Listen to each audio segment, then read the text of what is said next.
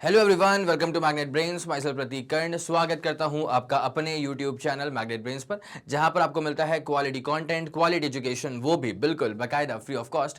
KG से लेकर के क्लास 12 तक का पूरा एजुकेशन सब आपको मिल जाएगा डिटेल्ड वीडियो फॉर्मेट में। और अगर आप हिंदी मीडियम के स्टूडेंट हैं तो फिर आप जानते हैं क्या करना है आपको। मैग्नेट ब्रेन्स का हिंदी मीडियम चैनल भी है, जा करके सब्सक्राइब कर लीजिएगा और याद से, एकदम याद से नोटिफिकेशंस को ऑन कर लीजिएगा। ठीक है, इससे होता क्या है ना कि जैसे हिंदी मीडियम के चैनल पर कोई भी वीडियो अपलोड होता है, चाहे वो कोई लाइव क्लास हो, कोई अपडेट हो, कोई रिकॉर्डिंग हो, तो उसकी जानकारियां, उसकी नोटिफिकेशन सबसे पहले आप तक पहुंच जाती हैं। आप किसी भी कंडीशन में कुछ भी मिस आउट नहीं करते। बस एक बात का आप खास ख्याल रखें कि हिंदी मीडियम के चैनल पर क्लास 6 से क्लास 12 तक का पूरा कंटेंट अवेलेबल है। कौन कौन से स्टेट बोर्ड से sir?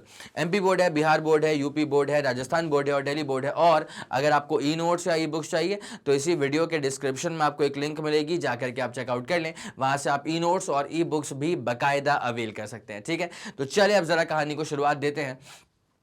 Class 11 physics chapter 11 thermodynamics और प्लेलिस्ट में ऐड होता हुआ थर्मोडायनेमिक्स के अंदर ये पहला वीडियो। ठीक है, ये है इंट्रोडक्शन वीडियो, लेकिन मैंने हमेशा आपसे इस बात का जिक्र किया है कि इंट्रोडक्शन वाले वीडियो को आप हल्के में कभी मत लेना। ठीक है, ऐसा मत सोचना कि इंट्रोडक्शन यहाँ पे दे रहे हैं उसके बाद मेन टॉपिक शुरू होगा, नहीं। ठीक है, इसलिए मैंने स्पेसिफिकली आपके लिए यहाँ पे लिख दिया है कि introduction and zeroth law of thermodynamics. ठीक है, जैसे कोई लॉ का नाम आता है तो फिर दिमाग चमक जाता है, अच्छा ठीक है कोई लॉ पढ़ाने वाले हैं, इसका मतलब इंपॉर्टेंट ही होगा। तो भैया मैं पहले बोल चुका था कि इंट्रोडक्शन का लेक्चर बहुत इंपॉर्टेंट होता है, लेकिन तुम मानोगे नहीं ना, इसलिए यहां पे लॉ का शब्द यूज करना पड़ा।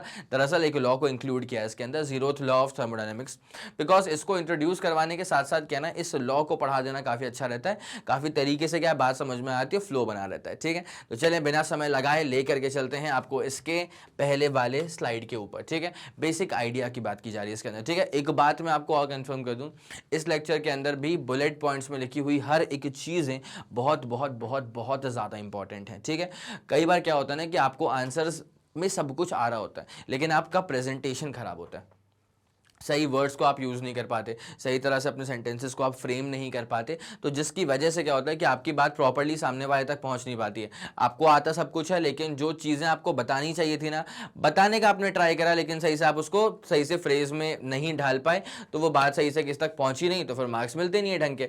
इसलिए मैं आपको बता देता हूँ कि बेटा ये तो तरीका आपको सीखना पड़ेगा। ठीक है, आंसर राइटिंग स्किल्स आपको डेवलप करनी पड़ेंगी, हैं तो बहुत बढ़िया पॉलिश करते रहो, अगर नहीं है, लगता है कि कमी है वहां पे, तो फिर आपको उसके ऊपर काम तो करना पड़ेगा। बिकॉज सब कुछ पढ़ने के बाद भी अगर ढंग से लिख करके नहीं आ पाए, आर्टिकुलेट करके नहीं आ पाए, राइटिंग गंदी है, तो इन सब चीज़ों से फर्क पड़ जाता है। इस बात को आप लोगों ने एक्सपीरियंस करके रखा होगा बहुत सारे एग्जाम्स में अपने। ठीक है, कई बार हम लिख करके आते हैं, मार्क्स नहीं मिलते, फिर रोना गाना शुरू हो जाता है कि भाई क्या हो गया क्या हो गया। तो बेटा हुआ वही था कि राइटिंग बड़ी गंदी थी, आपका जो लिखने का तरीका था वो बड़ा खराब था, सही से सेंटेंस आप फ्रेम नहीं करते थे, कभी कहीं से बात शुरू करो, कहीं पे बात खत्म करो, तो इन सब चीज़ों से क्या दिक्कत होती है। उसमें आपकी मैं हेल्प कैसे करूंगा, बुलेट पॉइंट्स में लिखी हुई सारी चीज़ें मैं सब चीज़ें एक्सप्लेन करते हुए चलूंगा। ठीक है, तो इसलिए यहाँ पे क्या है ना कि बुलेट पॉइंट्स की रीडिंग बहुत इंपॉर्टेंट हो जाएगी। ठीक है, सब एक्सप्लेन करते हुए चलूंगा, बस आपका पूरा ध्यान यहाँ पे चाहिए। जब बोलूँ स्क्रीनशॉट लेना है तो फिर तरीके से स्क्रीनशॉट लेना है। ठीक है, चले।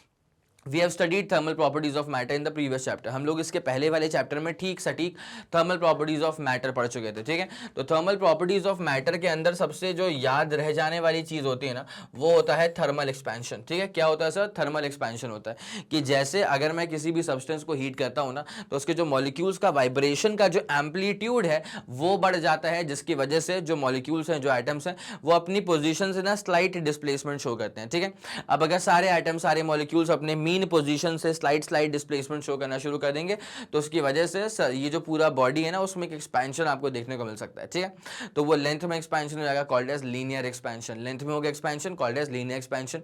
एरिया में हो गया expansion, called as areal expansion. ठीक है, और वॉल्यूम में अगर हो गया एक्सपेंशन तो कॉल्ड एज वॉल्यूमेट्रिक एक्सपेंशन। ठीक है, क्या आप लोगों के दिमाग में ये वाला फंडा पूरा क्लियर है? सर बाकायदा पूरा जानदार शानदार तरह से क्लियर है। ठीक है, तो थर्मल प्रॉपर्टीज ऑफ मैटर के अंदर एक वो बात यादगार रह जाती है, दूसरी यादगार बात क्या रह जाती है वहां पे? Newton's law of cooling. याद है क्या?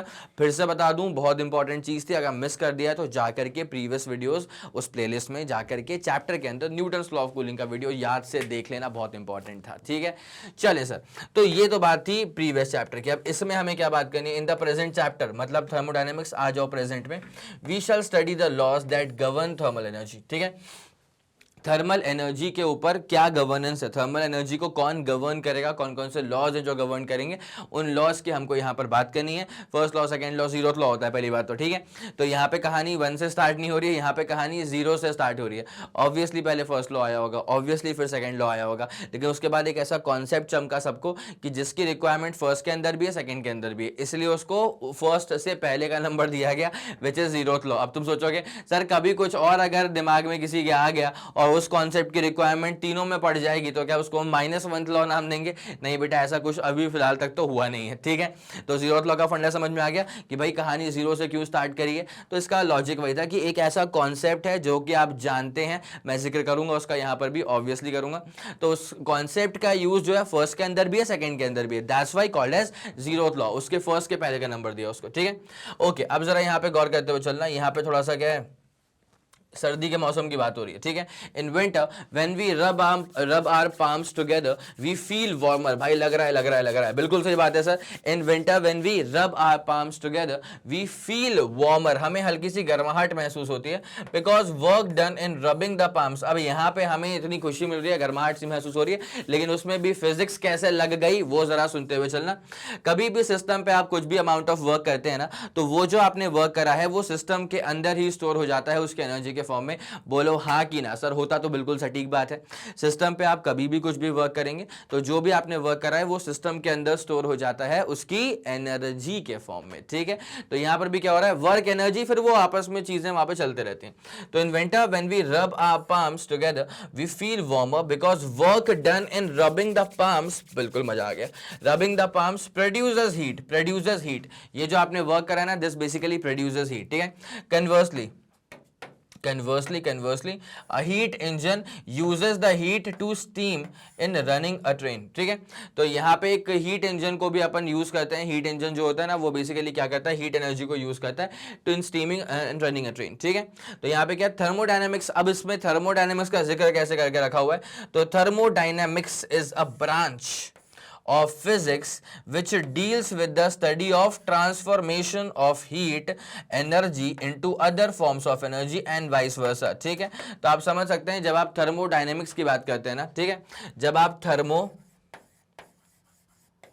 डायनामिक्स की बात करते हैं तो जैसे ऑप्टिक्स का मतलब क्या होता है, something which is connected with light, ठीक है। ऑप्टिक्स का मतलब क्या होता है, something which is connected with light. तो वैसे ही थर्मो जो है ना, इसका मतलब बेसिकली क्या होता है, something which is connected to heat energy, ठीक है। और डायनामिक्स का आप बेसिकली समझते हैं मतलब क्या होता है। यहाँ पे ये तो थर्मो था ना, एक सेकेंड, थर्मो, ये रहा थर्मो, ठीक है। और जो डायनामिक्स का टर्म है, डायनामिक्स से बेसिकली मतलब क्या समझ में आता है, डायनामिक्स का मतलब बेसिकली होता है मोशन, ठीक है, या ट्रांसफर, ठीक है। तो यहाँ पे एक्चुअल मोशन होता है या फिर ट्रांसफर होता है, तो मोशन बोल लो, या फिर यहाँ पे तो प्रॉपर सटीक टर्म रहेगा ट्रांसफर, ठीक है। तो basically this chapter is dealing with the transfer of heat, ठीक है। This chapter is dealing with the transfer of heat. और हम एक बहुत ही खूबसूरत सी बात को जानते हैं सर, वो बात क्या होती है कि हीट हमेशा फ्लो करती है from a body at higher temperature towards a body at lower temperature. Heat हमेशा फ्लो करती है from a body at higher temperature towards a body at lower temperature, ठीक है। तो ये वाला मसला पूरा क्लियर हो गया पक्का। तो यहां से आपको ना बेसिक आइडिया मिल जाता है कि इस चैप्टर के अंदर हमें किस तरह की चीजों के बारे में बातें करनी है, ठीक है। आपका बेसिक आइडिया क्लियर हो गया क्या? यस, बेसिक आइडिया तो बाकायदा पूरा क्लियर हो चुका है, ठीक है। चले अब बढ़ते हैं कहानी में आगे।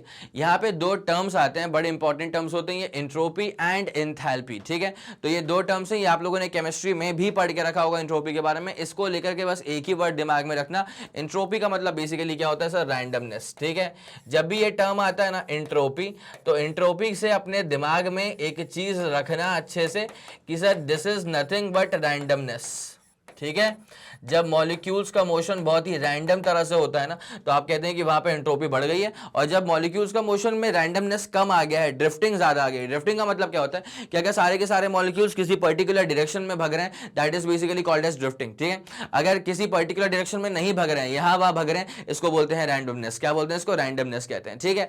तो यहां पर क्या होता है सर, जब आप एंट्रोपी की बात करेंगे ना, तो entropy is basically a term which is connected with randomness, ठीक है। This is connected with randomness.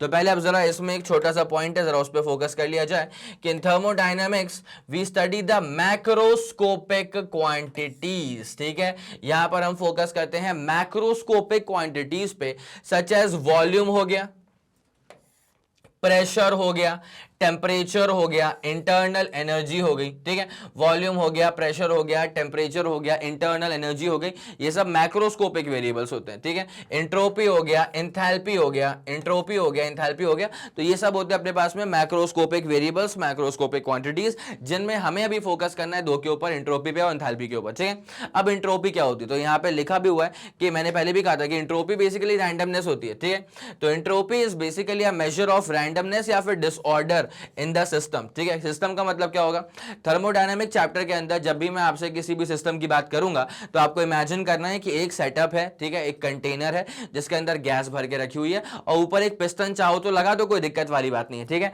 ढक मतलब पिस्टन से उसको ढक देना, ऐसी कोई दिक्कत वाली बात नहीं। ठीक है, तो सिस्टम जब मैं बोलूंगा तो you have to imagine a container जिसके अंदर गैस भरी हुई है और एक बाकायदा पिस्टन है। ठीक है, और ये डायग्राम्स आपको बहुत जगह दिख जाएंगे और दिखने भी चाहिए, लाजमी सी बात है। ठीक है, this is basically a container. ठीक है, और यहां पे लगा हुआ है एक पिस्टन। ठीक है, और ये है हमारे पास में पिस्टन का हैंडल। ठीक है, ये है हमारे पास में क्या सर, पिस्टन का हैंडल है हमारे पास में, और इसके अंदर कोई तो भी गैस भरी हुई है,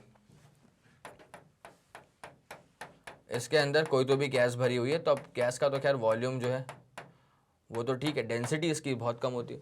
तो ये वाली बात समझ में आ गई। तो इसमें अपने पास ये एक सिस्टम है। ठीक है, this is basically a thermodynamical system, this is basically a thermodynamical system, this is basically a thermodynamical system. ठीक है, यस सर, ये वाला फंडा भी हमारे दिमाग में पूरा क्लियर है। ठीक है, तो एंट्रोपी बेसिकली क्या होता है, entropy is basically a measure of randomness in the system या फिर disorder in the system. It represents energy present in the system जो कि किसी काम की नहीं है। ठीक है, जो रैंडमनेस की एनर्जी होती है ना, ये किसी काम की नहीं होती है। जैसे अगर आप कभी किसी सर्किट की बात करेंगे ना, ठीक है, मान लो अगर आप लोग 10th पास है, ठीक है, हो ना भाई, तो जैसे मान लो कि अगर तुम लोगों ने सर्किट में ये पढ़ के रखा है कि भाई इलेक्ट्रॉन्स के मोशन से करंट बनता है, तो मैंने अभी एक वायर लिया, ठीक है, और ये वायर चलो बस ऐसे ही बस वायर है, कोई बैटरी मैंने अभी इसमें अप्लाई करी नहीं है। ठीक है, अब इसके अंदर होंगे इलेक्ट्रॉन्स, बोलो हाँ कि ना, यस सर, इलेक्ट्रॉन्स होंगे, इलेक्ट्रॉन्स होंगे, इलेक्ट्रॉन्स होंगे, ये भी इलेक्ट्रॉन होगा, यहाँ पर भी इलेक्ट्रॉन होगा। अब तुम मुझे इतना बताओ कि इलेक्ट्रॉन्स कहाँ भाग रहे होंगे। सर इलेक्ट्रॉन कहीं भी भाग सकते हैं, ये यहाँ जा रहा होगा, ये यहाँ जा रहा होगा, ये यहाँ जा रहा होगा, ये यहाँ जा रहा होगा, ये इस तरफ जा रहा होगा। तो यहाँ पे रैंडमनेस है ना भाई, इलेक्ट्रॉन्स में यहाँ पे क्या है सर, रैंडमनेस है। ठीक है, लेकिन अब अगर मैं तुमसे बोलूं कि क्या ये एनर्जी किसी काम की है, भाई मैं समझता हूं इलेक्ट्रॉन्स मूव कर रहे हैं, बहुत तगड़ा मोशन शो कर रहे हैं, लेकिन ये रैंडम मोशन है, डिसऑर्डर्ड मोशन है। ठीक है, ये किसी पर्टिकुलर पैटर्न का मोशन नहीं है। तो क्या इससे कोई सटीक तरह से आप काम कर पाओगे, क्या कोई काम इससे निकाल पाओगे क्या? नहीं सर, इस तरह की एनर्जी किसी काम की नहीं होती है। ठीक है, एनर्जी तो है पर कुछ किसी काम का ही नहीं है। ठीक है, ये कैसी एनर्जी है, ये डिस्ट्रक्टिव एनर्जी एक तरह से अगर चेक करा जाए तो। ठीक है, ये किसी काम की एनर्जी नहीं है।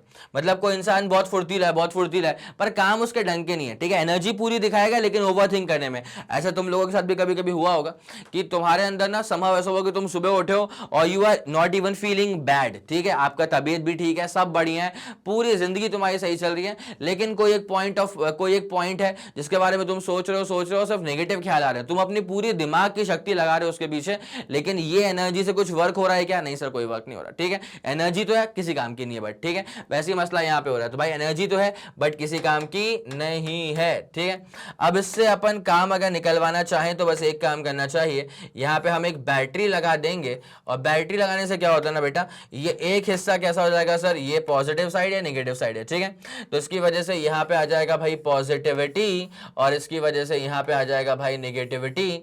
अब सारे के सारे जो इलेक्ट्रॉन्स है ना, they are basically attracted towards the positive side, तो सारे के सारे इलेक्ट्रॉन जो है वो इस तरफ ही भागना शुरू कर देंगे, बोलो हाँ कि ना। ठीक है, तो यहां पे एक कंसिडरेबल करंट बन जाएगा। आई मेरी बात समझ में? तो यहां पे दरअसल एक कंसिडरेबल करंट इज प्रोड्यूस्ड। ठीक है, यहां पर दरअसल क्या होगा sir, a considerable current is produced.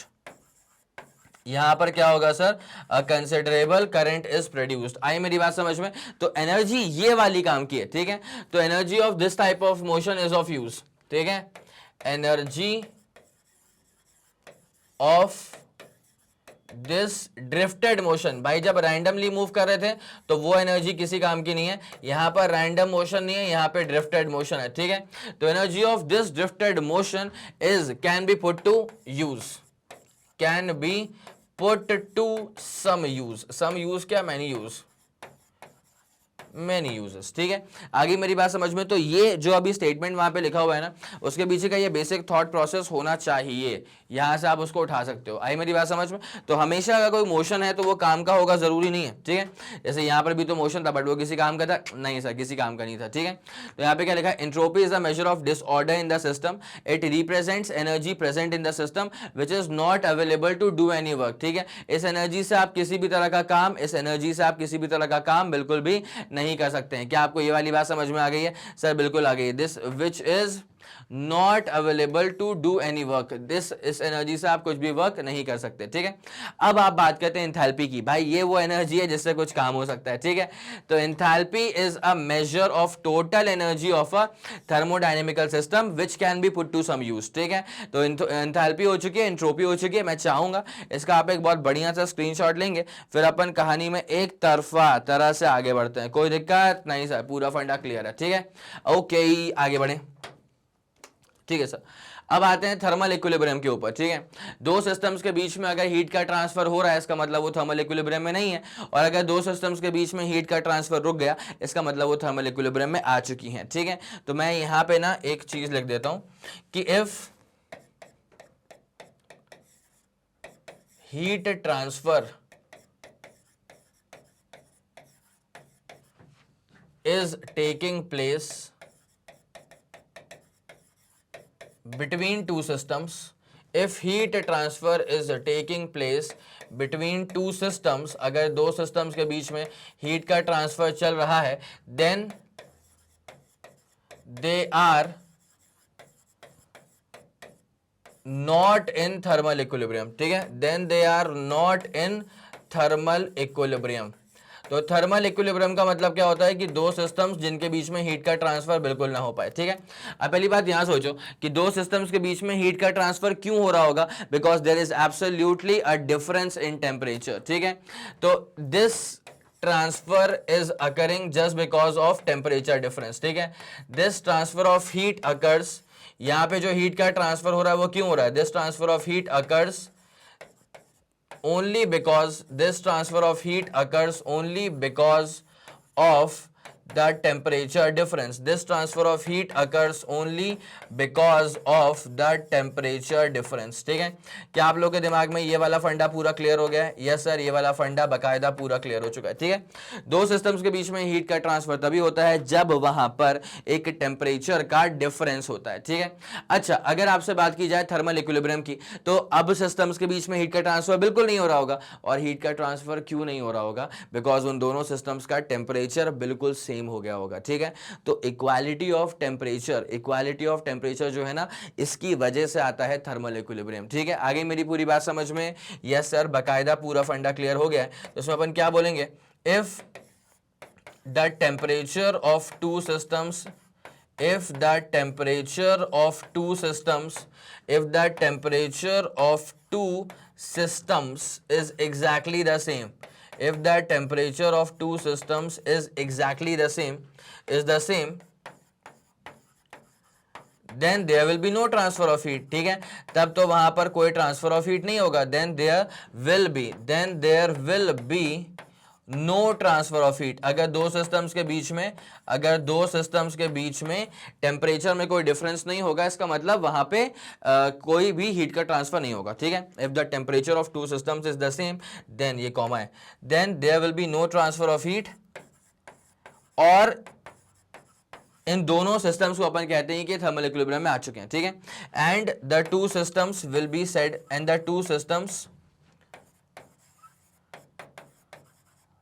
are said to be in thermal equilibrium, are said to be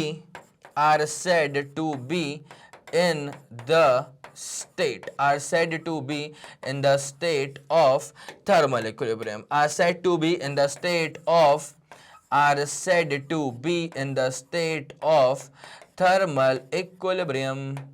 बोलो हाँ कि ना। यस सर, ये वाला फंडा हमारे दिमाग में बाकायदा शानदार तरह से बैठ गया। तो जल्दी आप इसका स्क्रीनशॉट ले लेंगे। ये कहानी थी अबाउट द थर्मल इक्विलिब्रियम। बोलो हाँ कि ना। यस सर, पूरा फंडा क्लियर हो चुका है। ठीक है, अब जरा कहानी में आपको आगे लेके चलते हैं। This was about thermal equilibrium. अब यहाँ पे क्या क्या चीजें लिख करके रखी हैं, जरा उसको पढ़ लेते हैं। बिकॉज मैंने कहा था कि बुलेट, ये जो बुलेट पॉइंट्स हैं अपने पास, इसमें लिखी हुई हर एक चीज बहुत इंपॉर्टेंट है। आपके आंसर फ्रेमिंग में ये बहुत ज्यादा आपको हेल्प करती है। ठीक है, चलें सर देख लें क्या लिख के रखा हुआ है इसके अंदर। तो पहली बात तो ये, an assembly of an extremely large number of particles, atoms और molecules is called as a thermodynamical system, जो कि मैं आपको बता चुका हूं कि दिखने में कैसा होना चाहिए। ठीक है, थर्मोडायनेमिकल सिस्टम जो है ना, वो मैं आपको बता चुका हूं कि दिखने में कैसा होता है सर। एक सेकेंड, थर्मोडायनेमिकल सिस्टम जो है ना सर, वो दिखने में कुछ इस तरह का होगा। ठीक है, थर्मोडायनेमिकल सिस्टम में क्या होता है, एक पिस्टन लगा होता है, एक पिस्टन का हैंडल होता है, एक बीकर होता है, अंदर कुछ गैस भरी होती है। ठीक है, that is basically thermodynamical system. तो यहां पे क्या बोल के रखा हुआ है कि N assembly of an extremely large number of particles. यहां पे तुम्हें कम पार्टिकल्स नजर आ रहे हैं क्या? नहीं सर, बहुत सारे। तो एटम्स और molecules is called as a thermodynamical system. इस तरह के सिस्टम को अपन कहते हैं क्या? Thermodynamical system. Such a system में exist in the form of a solid में एग्जिस्ट कर सकता है, लिक्विड में एग्जिस्ट कर सकता है, या गैस में एग्जिस्ट कर सकता है, और अ कॉम्बिनेशन ऑफ टू और मोर स्टेट्स। ठीक है, तो या तो सॉलिड में एग्जिस्ट कर लेगा, या तो लिक्विड में कर लेगा, या तो गैस में कर लेगा, या तो फिर कॉम्बिनेशन ऑफ टू और मोर स्टेट्स ऑफ मैटर में एग्जिस्ट कर सकता है। इसको बोलेंगे अपन थर्मोडायनेमिकल सिस्टम। ठीक है, अब thermodynamical system is said to be in thermodynamical equilibrium. इसी की तो बात करनी थी, थर्मल इक्विलिब्रियम की ही तो बात करनी थी। तो thermodynamical system is said to be in a thermodynamical equilibrium. किसी भी थर्मोडायनेमिक सिस्टम को हम थर्मोडायनेमिकल इक्विलिब्रियम में तभी कहेंगे जब मैक्रोस्कोपिक वेरिएबल्स हो गए, जैसे कि प्रेशर हो गया, वॉल्यूम हो गया, टेम्परेचर। भाई ये पीवीटी पे बहुत ज्यादा फोकस करना पड़ेगा, प्रेशर, वॉल्यूम, टेम्परेचर। ठीक है, तो a thermodynamical system is said to be in thermal equilibrium या फिर थर्मोडायनेमिकल इक्विलिब्रियम व्हेन जो मैक्रोस्कोपिक वेरिएबल्स हैं, लाइक मास हो गया, कंपोजिशन भी है, मास है, कंपोजिशन है, प्रेशर है, वॉल्यूम है, टेम्परेचर है, दैट कैरेक्टराइजेस द सिस्टम, जो कि सिस्टम को पूरा कैरेक्टराइज करते हैं, वो चेंज ना हो। जो मैक्रोस्कोपिक वेरिएबल्स सिस्टम को पूरा कैरेक्टराइज करते हैं, फिर से बोल दूं, जो मैक्रोस्कोपिक वेरिएबल्स सिस्टम को पूरा कैरेक्टराइज करते हैं, वो अगर चेंज ना हो, तब जाकर के आप कह सकते हैं कि जो पूरा सिस्टम है that is in thermodynamical equilibrium. ठीक है, आगे मेरी बात समझ? तो जल्दी से आप इस एक तरफा चीज का स्क्रीनशॉट लेंगे, उसके बाद फिर कहानी में आपको आगे लेकर के चलते हैं। बोलो हाँ कि ना। यस सर, पूरा फंडा क्लियर हो चुका है, आगे बढ़ जाओ। For example, gas enclosed in a rigid container. वही तो मैंने कहा था यहां पे, अरे इसको निपटाते हैं भाई। यहाँ पे वही तो मैंने कहा था ना आपसे कि देखो ये कंटेनर है, अपने पास गैस भरी उसके अंदर। तो this is the most classic example for a thermodynamical system. ठीक है, this is a classic example for thermodynamical system. अगर प्रेशर, वॉल्यूम, टेम्परेचर, मास, कंपोजिशन, जो कि मैक्रोस्कोपिक वेरिएबल्स हैं किसी भी सिस्टम के, अगर वो चेंज ना हो टाइम के साथ, अगर वो चेंज ना हो, तब कहते हैं कि ये थर्मोडायनेमिकल सिस्टम जो है वो इक्विलिब्रियम में है। किसमें सर? इक्विलिब्रियम में। ठीक है, आगे बात समझ? यस सर, आगे बात समझ।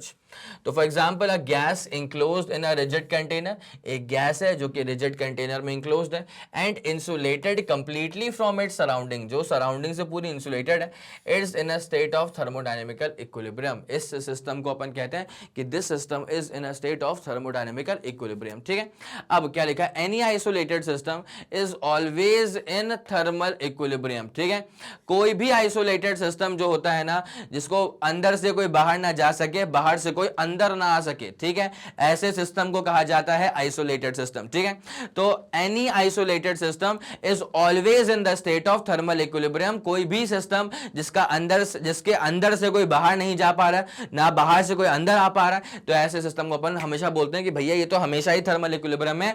क्यों थर्मल इक्विलिब्रियम में? बिकॉज इसके आगे मैं कंटिन्यू कर रहा हूं, बिकॉज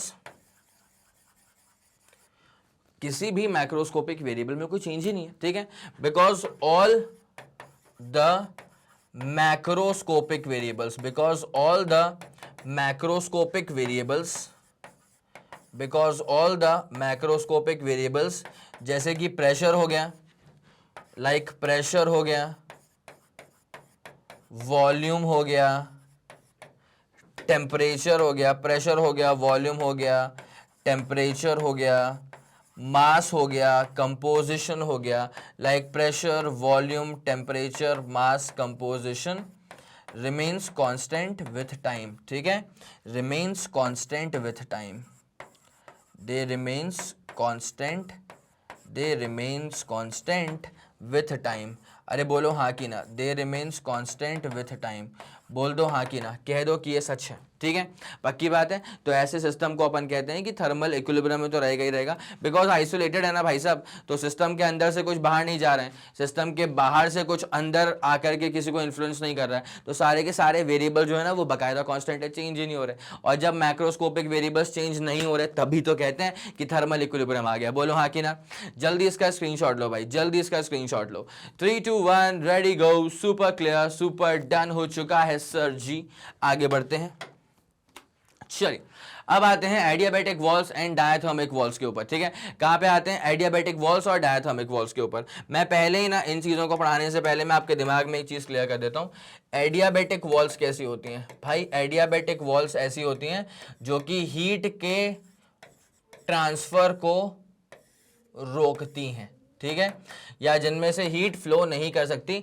आइडियली अगर बोलूं तो बिल्कुल फ्लो नहीं कर सकती, प्रैक्टिकली अगर बोलूं तो बहुत धीरे धीरे फ्लो करेगी, ठीक है, या ना के बराबर। जैसे मान ले थर्मस है, ठीक है, अब थर्मस के अंदर क्या है भाई, गरम गरम चाय रखी हुई है, अगर आप उसको बाहर से छुओगे ना तो तुम मुझे बताओ कि क्या उसमें तुमको बाहर बहुत गर्म लग रहा है क्या? नहीं सर, बहुत गर्म तो नहीं लग रहा है, ठीक है। इसका मतलब क्या होता है कि अंदर की हीट बाहर, आइडियली बोलूं तो बिल्कुल नहीं आ पा रही है अंदर की हीट बाहर। अंदर क्या भरा हुआ है, गरम गरम चाय, ठीक है, क्या उसकी हीट बाहर आ पा रही है, थर्मस के बाहर आ पा रही है? थर्मस की बॉडी को अगर आप टच करोगे तो क्या आपको बहुत ज्यादा गर्म लग रहा है क्या? नहीं सर, नहीं लग रहा, ठीक है। इसका मतलब क्या हो रहा है, अंदर की हीट बाहर नहीं आ पा रही है। तो वो जो सेपरेशन वॉल्स है, जो थर्मस की जो पूरी वो बाउंड्री बनी हुई है ना, उसमें एडियाबैटिक वॉल्स का यूज किया गया, ठीक है। तो एडियाबैटिक वॉल्स क्या होते हैं, ये ऐसे सेपरेशन वॉल्स होते हैं। Adiabatic walls are those separation walls, ऐसे सेपरेशन वॉल्स होते हैं जिसमें से कि हीट का ट्रांसफर नहीं हो पाता, ठीक है। Are those separation walls which do not allow the transfer of heat, ठीक है। अलाउ की स्पेलिंग तो सही लिखी है लेकिन लिखा बहुत ही जबरदस्त तरह से था। अब सही लग रहा है क्या? ठीक है। विच, तुम बोलोगे सर क्या आलू आलू क्या लिखा हुआ है, तो which do not allow the transfer of heat, ठीक है, which do not allow the transfer of heat. भाई टेम्परेचर का डिफरेंस भी है लेकिन इसके बाद भी हीट का फ्लो नहीं हो पा रहा, क्यों? क्योंकि भाई साहब टेम्परेचर डिफरेंस हीट के फ्लो के लिए जरूरी है, वो बात तो बिल्कुल सही है, लेकिन जो थर्मस की जो वॉल्स होती है ना, वो ऐसा मटेरियल है कि वो हीट को फ्लो करने से रोक देती है, ठीक है। तो यहाँ पे हीट का फ्लो रुक गया है, इसका मतलब ये मत समझना कि टेम्परेचर बराबर हो गया है। भाई टेम्परेचर तो अलग अलग ही है, अंदर की जो चाहिए वो बहुत गर्म है, थर्मस के बाहर टेम्परेचर मान ले कितना है, 30 डिग्री है, लेकिन टेम्परेचर डिफरेंस तो है ही। इसके बावजूद हीट का फ्लो नहीं हो पा रहा, बिकॉज सेपरेशन वॉल्स अलाउ नहीं कर रही हैं हीट के फ्लो को, ठीक है। आई बात समझ में? तो ये होती हैं आइडियाबैटिक वॉल्स। तो आइडियाबैटिक वॉल्स जो है ना, आप इसको ध्यान रखें कि these are basically insulating walls, ठीक है, these are basically the insulating walls जो कि हीट के ट्रांसफर को रोक देती हैं, ठीक है। अब दूसरा क्या आएगा अपने पास में सर, डायाथर्मिक वॉल्स, ठीक है। अब इसका उल्टा होगा, तुम समझदार लोग हो यार तुम तो डायाथर्मिक वॉल्स की बात करते हैं। तो डायाथर्मिक वॉल्स का मतलब क्या होता है भाई, एडियाबैटिक वाले में क्या हुआ था, हीट का फ्लो नहीं हो पाया था, इसमें क्या होगा सर, हीट का फ्लो होगा, तो इसको अपन क्या बोलेंगे, इसको बोलेंगे अपन कंडक्टिंग वॉल्स, ठीक है। इसको अपन क्या बोलेंगे sir, conducting walls, these are the conducting walls, ठीक है। तो इसमें क्या होता है सर, ये आर दोज सेपरेशन वॉल्स, ठीक है, ये इस तरह की सेपरेशन वॉल्स होती हैं, आर दोज सेपरेशन वॉल्स जो कि हीट के फ्लो को अलाउ करती हैं, ठीक है, are those separation walls which allows the transfer या flow of heat through them, ठीक है, which allows the transfer or flow of heat, which allows the transfer or flow of heat through themselves, ठीक है, which allow या allow to transfer या फिर flow of heat through themselves, ठीक है। आगे पूरी बात समझ? यस सर, इसका जल्दी से आप स्क्रीनशॉट ले लीजिएगा। चलिए फिर आगे बढ़े, कोई दिक्कत वाली बात तो नहीं है, ठीक है सर। तो एडियाबैटिक वॉल्स और डायथर्मिक वॉल्स, ये दोनों फंडे पूरे क्लियर हो चुके हैं। अब उसके बाद कहानी में इतना कुछ लंबा नहीं बचता है, ठीक है। तो let us consider two gases, यहाँ पे ए एंड बी है, occupying two different containers with perfectly insulating walls, ठीक है। यहाँ पे दो गैसेज हैं, ए है और बी वाली वॉल्स हैं। मैं आपको क्लियर कर दूं एक चीज, जब आप एडियाबैटिक वॉल्स की बात करते हैं ना, तो एडियाबैटिक वॉल्स को जो अपन शो करते हैं ना, वो अपन शो करते हैं ऐसे, ठीक है, कि बस ये रहा अपने पास में एडियाबैटिक वॉल, ये ऐसे कर दिया, ठीक है। दिस शोज एडियाबैटिक वॉल, ठीक है। और जब बात करेंगे आप डायथर्मिक वॉल्स की, तो आप बस ऐसे शो कर दीजिएगा, ऐसे क्रॉस लाइन मत बनाना, ये अपने पास क्या बन जाएगी, डायथर्मिक वॉल्स, ठीक है। तो यहाँ पे क्या है, let us consider two gases A and B occupying two different containers with perfectly insulating walls, एकदम इंसुलेटिंग वॉल्स है दोनों के बीच में। प्रेशर क्या है, पी ए और वी है, और वॉल्यूम क्या है, वी है। Represent pressure and volume of gas A, ये जो पी ए वी है ना, ये शो करता है वॉल्यूम और प्रेशर ऑफ गैस ए, और पी बी वी बी जो है ना, वो प्रेशर और वॉल्यूम शो करेगा गैस बी का। तो represents pressure and volume of gas B. When the two gases are separated by adiabatic walls, जब दो गैसेस के बीच में adiabatic walls को लगा दिया जाएगा, जो जिसका मतलब क्या होता है, इंसुलेटिंग वॉल्स, तो उसके बीच में किसी भी तरह का हीट का फ्लो नहीं होगा, जो कि अपन लोग पहले से ही डिस्कस कर चुके हैं। तो between the systems there will be no energy supply, there will be no energy transfer, no heat का ट्रांसफर, एंड इट्स सराउंडिंग और बिटवीन द टू सिस्टम्स, ठीक है। ये इंसुलेटेड है from the surrounding as well as each other also, ठीक है। तो ना ही ए से कुछ बी में, ना ही बी से कुछ ए में, ना ही ए से कुछ सराउंडिंग में, ना ही सराउंडिंग से कुछ ए में, और ना ही बी से कुछ सराउंडिंग में, ना ही सराउंडिंग से कुछ बी में। आगे मेरी बात समझ में पक्का। तो यहाँ पे क्या होता है, it is found that any possible pair of values will be in equilibrium with any other possible pair of values for B, ठीक है। मतलब इसका प्रेशर मान ले 10 पास्कल है, इसका वॉल्यूम मान ले 100 मीटर क्यूब है, इसका प्रेशर 40 पास्कल है, इसका वॉल्यूम क्या है, 200 मीटर क्यूब है, लेकिन इन दोनों के बीच में थर्मल इक्विलिब्रियम मेंटेन्ड है, बिकॉज इनके मैक्रोस्कोपिक वेरिएबल्स बिल्कुल भी चेंज नहीं हो रहे होते हैं, ठीक है। ये वाली बात समझ में आ गई। इसका जल्दी से आप स्क्रीनशॉट ले लेना।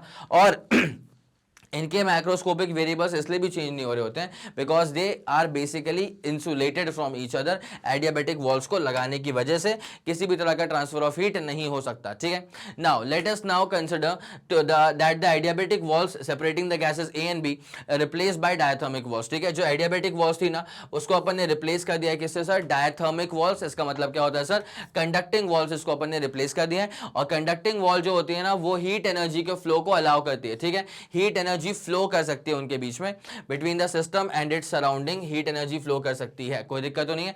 तो यहाँ पे क्या होता है, दोनों ही गैसेस जो है ना, वो इंसुलेटेड है फ्रॉम सराउंडिंग, मतलब दोनों ही गैसेस में से ना ही सराउंडिंग में हीट जा रही है, ना ही सराउंडिंग से हीट ए और बी को मिल रही है, लेकिन ए और बी के बीच में कंडक्टिंग वॉल्स हैं, डायथर्मिक वॉल्स हैं, तो इनके बीच में तो हीट का ट्रांसफर जो है वो बाकायदा हो सकता है, ठीक है। तो on account of flow of heat energy between the two gases, या तो वॉल्यूम और प्रेशर, या तो दोनों के दोनों वेरिएबल जो है ना, वो चेंज हो सकते हैं, ठीक है। मतलब प्रेशर हो गया, वॉल्यूम हो गया, तो हीट के फ्लो की वजह से क्या होगा बेसिकली, या तो दोनों का प्रेशर, या तो फिर दोनों का वॉल्यूम, या तो फिर प्रेशर वॉल्यूम जो है वो चेंज हो सकता है, ठीक है। आई मेरी बात समझ, यस सर। तो न्यू स्टेट क्या बन जाएगा अपने पास में, पी का बन जाएगा अपने पास में, देखो पी ए था, वी ए था, अब वो चेंज हो गया, क्या बन जाएगा, P dash, P A dash और बी और वी ए डैश, ठीक है। आई बात समझ। तो भैया प्रेशर भी चेंज होगा, वॉल्यूम भी चेंज होगा। ये मैक्रोस्कोपिक वेरिएबल्स में चेंजेस क्यों आएंगे, बिकॉज इनके बीच में हीट का फ्लो अलाउड है। आई बात समझ। ये वाला फंडा पूरा क्लियर हो गया है, यस सर, ये वाला फंडा बाकायदा पूरा क्लियर हो चुका है, ठीक है। तो अब यहां पे क्या, once the equilibrium is reached, no more energy flow occurs between the two gases. भाई इनके बीच में कंडक्टिंग वॉल्स लगी थी, ठीक है, इनके बीच में कंडक्टिंग वॉल लगी है, तो एक बार अगर मैक्रोस्कोपिक वेरिएबल चेंज हो गए, उसके बाद दोनों का टेम्परेचर सेम हो जाएगा। जैसे दोनों का टेम्परेचर सेम हो गया तो वो आ जाएंगे थर्मल इक्विलिब्रियम में, और एक बार अगर सिस्टम्स थर्मल इक्विलिब्रियम में आ गए तो अब उनके बीच में किसी भी तरह का हीट का फ्लो नहीं होने वाला। एक बार अगर थर्मल इक्विलिब्रियम पहुंच गया तो किसी भी तरह की एनर्जी का ट्रांसफर नहीं होगा, और अब कोई भी मैक्रोस्कोपिक वेरिएबल जो है वो चेंज नहीं होने वाले हैं। आगे पूरी बात समझ। The fundamental concept of temperature was given by zeroth law of thermodynamics, ठीक है। तो जीरोथ लॉ ऑफ थर्मोडायनेमिक्स में fundamental concept which is temperature, इसका जिक्र हुआ था, और यहीं से उठा था कॉन्सेप्ट ऑफ थर्मल इक्विलिब्रियम। बोलो हाँ कि ना, स्टेटमेंट अभी लिखवा देता हूं, ठीक है, कोई दिक्कत तो नहीं है सर, पूरा फंडा क्लियर हो चुका है। आगे बढ़ाऊं, ये देखो भाई, यहाँ पे होती है असली कहानी। देखो क्या होता है यहाँ पे, ए और बी के बीच में डायथर्मिक वॉल्स हैं, ठीक है, और ए और सी के बीच में, सॉरी ए और बी के बीच में एडियाबैटिक वॉल्स हैं। हीट का फ्लो नहीं हो सकता। ए और सी में कंडक्टिंग वॉल्स हैं, हीट का फ्लो पॉसिबल है। बी और सी में भी कंडक्टिंग वॉल्स हैं, हीट का फ्लो पॉसिबल है, ठीक है। अब क्या होता है ना, जैसे हीट का फ्लो होगा ना तो ए और सी जो है ये थर्मल इक्विलिब्रियम में आ जाएंगे। अब हीट का फ्लो जो है वो ए से सी की तरफ होता है या सी से ए की तरफ होता है, वो तो डिपेंड करता है इस बात पे कि किसका टेम्परेचर ज्यादा है, ठीक है। अगर ए का टेम्परेचर ज्यादा होगा, सी वाला कम होगा, तो ए से सी हीट का फ्लो हो जाएगा। अगर सी का ज्यादा टेम्परेचर है और ए का कम टेम्परेचर है तो सी से ए हीट का फ्लो हो जाएगा। आई मेरी बात समझ, पक्का मेरी बात समझ में आ गई।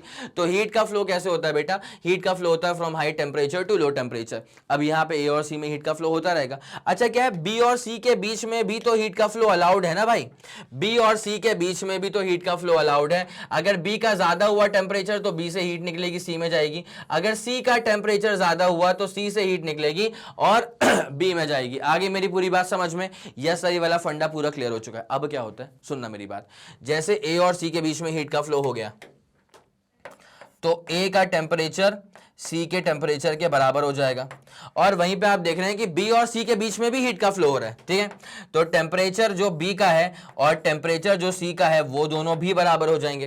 तो जब ए का टेम्परेचर सी के बराबर, बी का टेम्परेचर सी के बराबर, तो फिर दोनों का टेम्परेचर आपस में भी तो बराबर हो जाएगा ना। इसका मतलब क्या होता है, देयरफॉर ए का temperature is exactly equal to B का टेम्परेचर, ठीक है। तो जीरोथ लॉ में वही कहा गया कि अगर दो सिस्टम्स एक दूसरे के साथ, देखो अगर दो सिस्टम्स किसी तीसरे सिस्टम के साथ, सुनना मेरी बात को अच्छे से, अगर दो सिस्टम ए और बी किसी तीसरे सिस्टम मतलब सी के साथ अगर इंडिविजुअली इक्विलिब्रियम में है, ए सी के साथ में इक्विलिब्रियम में था, दोनों का टेम्परेचर सेम। अगर बी सी के साथ में इक्विलिब्रियम में था अलग से, तो फिर दोनों का टेम्परेचर सेम। तो अगर दो सिस्टम्स किसी तीसरे सिस्टम के साथ में थर्मल इक्विलिब्रियम में होते हैं तो वो दोनों सिस्टम आपस में भी थर्मल इक्विलिब्रियम में होते हैं। आई मेरी बात समझ। अब यहां पर इसी चीज को लिख करके कैसे रखा हुआ है प्यार से, ये कहा गया अकॉर्डिंग टू जीरोथ लॉ, ये इसका स्टेटमेंट आ गया, according to zeroth law when the thermodynamic system A and B are separated in thermal equilibrium with a third thermodynamic system C, ठीक है। अगर ए और बी जो है ना वो सेपरेटली सी के साथ में थर्मोडायनेमिकल इक्विलिब्रियम में हैं, तो यहां पे क्या हो जाएगा, then the systems A and B are in thermal equilibrium with each other also. तब जाकर के ए और बी जो है ना वो एक दूसरे के साथ भी थर्मल इक्विलिब्रियम में रहने वाले हैं। कोई दिक्कत वाली बात है नहीं सर, पूरा फंडा क्लियर है। अब अगर ए और बी भी थर्मल इक्विलिब्रियम में है, इसको अपन चेक कैसे करेंगे भाई, काम करो, अभी तो इनके बीच में हीट फ्लो नहीं हो पा रही है। क्यों नहीं हो पा रही है, because of this adiabatic wall. अब मैं क्या बोलता हूं, अब अगर ए वाला सी के साथ में थर्मल इक्विलिब्रियम में था, बी वाला सी के साथ में भी थर्मल इक्विलिब्रियम में था, तो अब ए और बी भी थर्मल इक्विलिब्रियम में होने चाहिए। अब हमें चेक करना है कि भाई ए और बी सच में हैं क्या थर्मल इक्विलिब्रियम में। इसके लिए कुछ नहीं करना है, इसके लिए बस एक काम करो, इसकी जो वॉल्स थी ना इसको हटाई, कंडक्टिंग वॉल्स लगा दो, ठीक है भाई। तुमने कंडक्टिंग वॉल्स भले ही लगा दी, लेकिन जब दोनों सिस्टम का टेम्परेचर बिल्कुल सेम है तो क्या हीट का फ्लो होगा, नहीं सर। मैंने भले ही कंडक्टिंग वॉल्स लगा दी हैं, लेकिन इसके बावजूद दोनों सिस्टम्स का टेम्परेचर बिल्कुल सेम है, तो यहां पे किसी भी तरह का हीट का फ्लो आपको देखने को नहीं मिलेगा। क्या आपके दिमाग में ये वाला फंडा बकायदा पूरा क्लियर हो चुका है, यह सब पूरा क्लियर हो चुका है। तो यहां पे लिखा हुआ है कि the physical quantity that determines whether or not a given system is in thermal equilibrium with another system is called as temperature. आगे पूरी बात समझ में। Obviously, if the two systems are in thermal equilibrium, then their temperature must be the same. अगर दो systems thermal equilibrium में हैं, तो उनका temperature बकायदा सेम होना चाहिए। अगर वो नहीं है thermal equilibrium में, then उनका temperature पक्की बात है डिफरेंट होना चाहिए, ठीक है। कोई दिक्कत वाली बात है क्या, यस सर, कोई दिक्कत वाली बात नहीं है, पूरा फंडा सुप्रीम तरह से क्लियर आउट हो चुका है, बोलो हाँ कि ना। यस सर, पूरा फंडा क्लियर है। पक्का आगे बढ़ जाए, यस सर आगे बढ़ सकते हैं। अब बस खत्म होने पे ही है। Thus, if a thermometer records one particular values for temperature of system A and B, it will record the same reading when the systems are brought in contact with each other, ठीक है भाई। यहां मैंने क्या सिखाया था कि A और B थर्मल इक्विलिब्रियम में आ चुके थे, तो इसका टेम्परेचर बकायदा पूरा सेम था। तो अगर आप थर्मोमीटर से चेक करेंगे दोनों की रीडिंग बिल्कुल की बिल्कुल सेम आएगी और उनके बीच में किसी भी तरह का हीट का फ्लो नहीं हो पाएगा। It is as simple as that and this was the statement, this was the zeroth law of thermodynamics. ठीक है, इसी को बोलते हैं अपन जीरोथ लॉ ऑफ थर्मोडायनेमिक्स। लिख तो आप लोग चुके ही होंगे। ठीक है, चलें sir. Okay the zeroth law of thermodynamics में ऑल्सो भी स्टेटेड एज अंडर। एक और तरीका है इसको एक्सप्रेस करने का, क्या है सर वो तरीका, जरा गौर करें। The zeroth law of thermodynamics में ऑल्सो भी stated as what, there exist a scalar quantity. यहां पर एक स्केलर क्वांटिटी होती है जिसको कहा जाता है temperature. There exist a scalar quantity called as temperature which is the property of all the thermodynamical system such that equality of temperature is the only condition for thermal equilibrium. ठीक है, अगर आपको चेक करना है कि दो systems के बीच में इक्विलिब्रियम है कि नहीं है, अगर आप ये बोलो सर हीट तो ट्रांसफर नहीं हो रही है तो इक्विलिब्रियम में होगा, नहीं, दो सिस्टम्स के बीच में हीट ट्रांसफर नहीं हो रही है। इसका रीजन ये भी हो सकता है कि बीच में एडियाबैटिक वॉल्स लगी हो। बताओ, ऐसा भी तो हो सकता है कि एक का टेम्परेचर 100 डिग्री है, दूसरे का 10 डिग्री है, लेकिन इसके बावजूद हीट का फ्लो नहीं हो पा रहा है बिकॉज बीच में एडियाबैटिक वॉल्स लगी होंगी। तब जाकर के आप इस सिस्टम को थर्मल इक्विलिब्रियम में अगर बोलो कि सर यहाँ पे नहीं है या फिर है, तो वो गलत बात है। क्यों? क्योंकि आपने हीट का फ्लो जो आप चेक कर रहे हो ना, वो तो इसलिए नहीं फ्लो कर पा रही है बिकॉज बीच में एडियाबैटिक वॉल्स लगी हुई है। ठीक है, आई मेरी बात समझ? तो हीट के फ्लो को मत रखो वो पैरामीटर थर्मल इक्विलिब्रियम को जज करने के लिए। ठीक है, अगर आपको ये जज करना ही है कि दो सिस्टम थर्मल इक्विलिब्रियम में है कि नहीं है, तो बस तुम सिर्फ ये सोचा करो कि क्या दोनों का टेम्परेचर सेम है। अगर दोनों सिस्टम्स का टेम्परेचर बिल्कुल सेम होगा तो वो बकायदा थर्मल इक्विलिब्रियम में होंगी और फिर उनके बीच में हीट का फ्लो नहीं हो पाएगा। भले मैं कंडक्टिंग वॉल्स लगा दूं, मैंने अगर कंडक्टिंग वॉल्स लगा भी दी ना, तब भी हीट का फ्लो नहीं हो पाएगा। आई मेरी बात समझ में? क्योंकि सबसे इंपॉर्टेंट चीज क्या है थर्मल इक्विलिब्रियम के लिए? सबसे इंपॉर्टेंट चीज ये कि टेम्परेचर सेम होना चाहिए। आई बात समझ? और हीट के फ्लो के लिए इंपॉर्टेंट चीज क्या है कि टेम्परेचर में डिफरेंस होना चाहिए। ठीक है, तो such that the equality of temperature is the only condition for the thermodynamical system to be in thermal equilibrium। आ गई मेरी पूरी बात समझ में?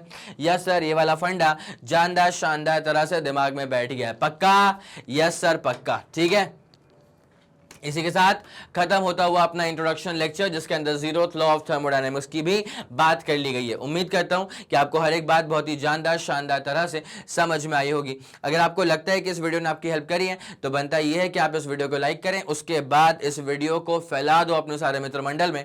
सबको यह बात मालूम चल जानी चाहिए कि मैग्नेट ब्रेन्स के चैनल पर प्लेलिस्ट में फिजिक्स में क्या क्या शानदार चीजें ऐड हो चुकी हैं और क्या जबरदस्त चीजें आप तक और भी जल्द से जल्द पहुंचने वाली हैं। ठीक है, अगर आपका कोई भी फीडबैक है या सजेशन है, तारीफ है या बुराइयां हैं या जो कुछ भी है, तो बड़े प्यार भरे शब्दों में अपनी सारी बातें आप मुझ तक पहुंचा सकते हैं यूजिंग द कमेंट सेक्शन। ठीक है, मैं और मेरी पूरी टीम सुपर एक्टिव है। ठीक है, हम लोग बाकायदा कमेंट्स को चेक करते हुए चलते हैं और आपके फीडबैक पे ही काम करके वीडियोस की जो क्वालिटी है वो टॉप नॉच लेवल तक पहुंचती है और फिर हम आप तक डिलीवर कर पाते हैं। ठीक है, इसी के साथ खत्म करेंगे इस पूरे वीडियो को। और जैसे कि आप सब लोग जानते हैं कि मैग्नेट ब्रेन्स जो प्रोवाइड करता है वो English medium as well as Hindi medium वाली classes with entire full complete syllabus coverage. ठीक है, CBSE board, Delhi board, Bihar board, UP board, MP board, Rajasthan board और वैदिक मैथ्स क्रैश कोर्स और स्पोकन इंग्लिश। इसके अलावा अगर आपको कोई भी इंफॉर्मेशन चाहिए तो आप मैग्नेट ब्रेन्स के ऑफिशियल वेबसाइट पर जाकर के विजिट कर सकते हैं। Thank you so much.